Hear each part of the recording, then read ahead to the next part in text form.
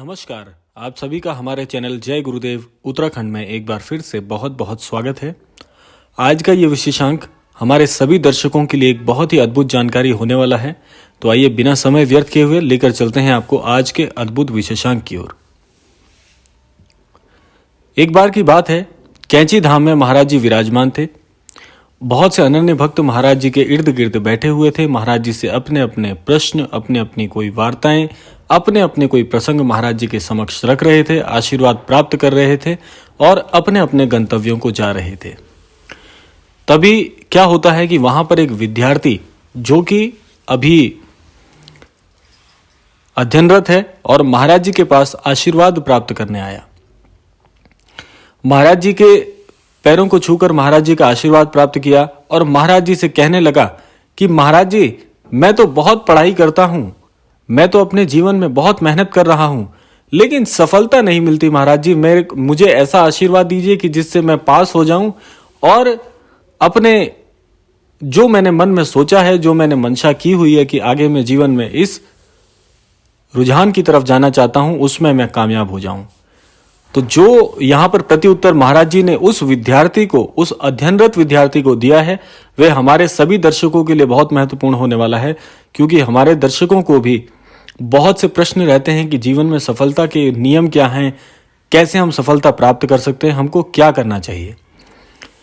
तो महाराज जी तो सब जानते ही हैं। महाराज जी ने विद्यार्थी के समक्ष मुस्कुराते हुए महाराज जी ने उस विद्यार्थी के सर पर हाथ फेरते हुए कहा कि यदि जीवन में आगे बढ़ना चाहते हो तो दूसरों को भी प्रेरणा स्रोत बनो, दूसरों को भी प्रेरित करो। यानी कि दूसरों के लिए भी प्रेरणा करिए, दूसरों को आप अच्छे मार्ग पर चलने की शिक्षा दीजिए यदि आपसे संभव है तो, और दूसरों को भी आगे बढ़ने के लिए कहिए। तो महाराज जी ने यह मंत्र जब उस विद्यार्थी को दिया तो बड़े ही कृतज्ञ स्वर में महाराज जी को हामी भरते हुए उसने वहां से प्रसाद पाया और अपने गंतव्य की ओर चल पड़ा।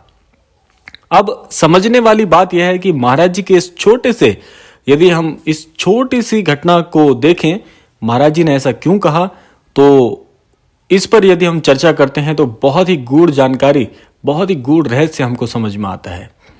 अब देखिए, हम इसको समझ कैसे सकते हैं। महाराज जी ने कहा कि दूसरों के लिए, अन्यों के लिए प्रेरणा स्रोत बनिए, अन्यों को प्रेरणा दीजिए। यानी कि जीवन में ऐसे जन तो बहुत मिल जाएंगे जो आपको मुफ्त का बहुत सारा ज्ञान दे देंगे। यानी कि जीवन में ये करना चाहिए, ये करना चाहिए, भले ही वे खुद उस राह पर नहीं चल रहे हों, है ना। ऐसे बहुत से लोग आपको मिल जाएंगे। आज के समय में ज्ञानी पुरुष बहुत हैं जो आपको बहुत सा ज्ञान दे सकते हैं, लेकिन किसी के लिए प्रेरणा बनना बहुत ही मुश्किल कार्य होता है।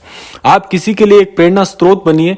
प्रेरणा स्रोत का आशय यहां पर है कि जो भी ज्ञान आपके पास है, जो भी सटीक ज्ञान आपके पास है, जो भी जानकारी आपके पास है, यदि आप एक शिक्षक हैं, एक उदाहरण के तौर पर आप सभी के साथ साझा करता हूं कि यदि आप शिक्षक हैं तो एक शिक्षक का कार्य होना चाहिए कि वह विद्यार्थियों को शिक्षित तो करे ही करे, लेकिन जो उसने जीवन में हासिल किया है, जिस प्रकार से वह सफल बना है, वह सफलता भी दूसरों के साथ साझा करे। इसको कहते हैं प्रेरणा स्रोत बनना। तो कहने का आशय यह है कि यदि जीवन में आप सफल हैं या सफल व्यक्तित्व के जन हैं, तो आपका यह फर्ज होना चाहिए, यह कर्तव्य होना चाहिए कि आपकी सफलता के लिए आपने जितने प्रयास किए, उन प्रयासों को, उन सफलता के उसूलों को, उन सफलता के नियमों को औरों के साथ भी साझा करें। जब आप ऐसा करते हैं तो आप अपने ज्ञान को, जो आज आप ईश्वर की कृपा से बन पाए हैं, जो आज ईश्वर की मर्जी से आपने आज पद प्राप्त किया है, वह पद दूसरों को भी एक प्रेरणा देता है जीवन में आगे बढ़ने के लिए।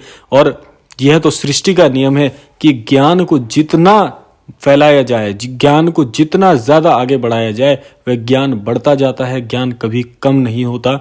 और ऐसे ज्ञान का कोई फायदा नहीं जो ज्ञान आप अपने तक ही सीमित रखें और उस ज्ञान को दूसरों से साझा करने से बचें, तो वह ज्ञान आप तक सीमित होकर आप तक ही नष्ट हो जाएगा। ऐसे ज्ञान का कोई लाभ नहीं है।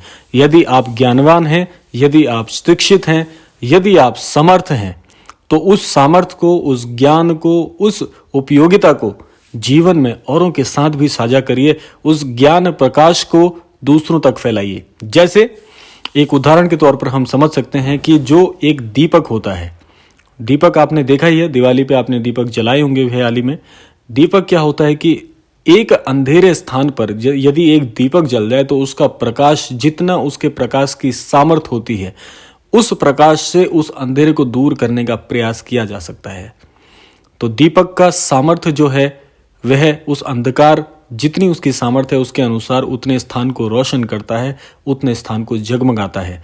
उसी प्रकार से यदि हम ज्ञानवान हैं, सामर्थ्यवान हैं, तो उस सामर्थ्य को, उस ज्ञान को यदि हम दूसरों तक पहुंचाते हैं तो इसमें आप ही का प्रकाश दूसरों तक पहुंचता है, आप ही की झलक दूसरे लोगों तक जाती है। और इससे ज्यादा खुशी कुछ नहीं हो सकती जब आपका ज्ञान, जो आपने जीवन में अपनी सामर्थ्य के अनुसार आज हासिल किया है, यदि वह ज्ञान, वह मार्गदर्शन, वह उपयोगिता और वह प्रेरणा दूसरों तक जाती है, तो आप बनते हैं प्रेरणा स्रोत। और सदैव प्रेरणा स्रोत को याद रखा जाता है, प्रेरणा तो औरों तक भी पहुंचती है। और ऐसा ज्ञान जो आप फैलाएंगे, औरों को बताएंगे, तो आपका फैलाया हुआ ज्ञान भी आपकी शिक्षा के अनुरूप और आगे फैलेगा।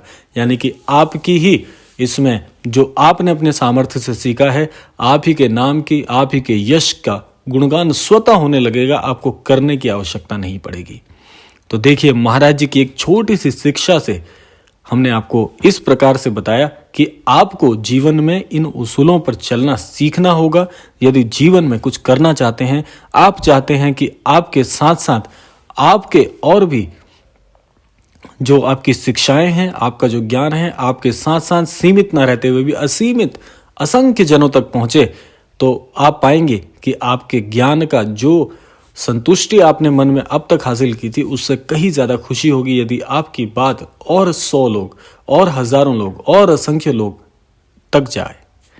तो यह था आज का विशेषांक। आशा करते हैं आज का विशेषांक आपको अवश्य पसंद आया होगा। तो मिलते हैं ऐसे ही किसी अगले क्रमांक में। तब तक के लिए जय श्री राम, जय गुरुदेव, जय उत्तराखंड।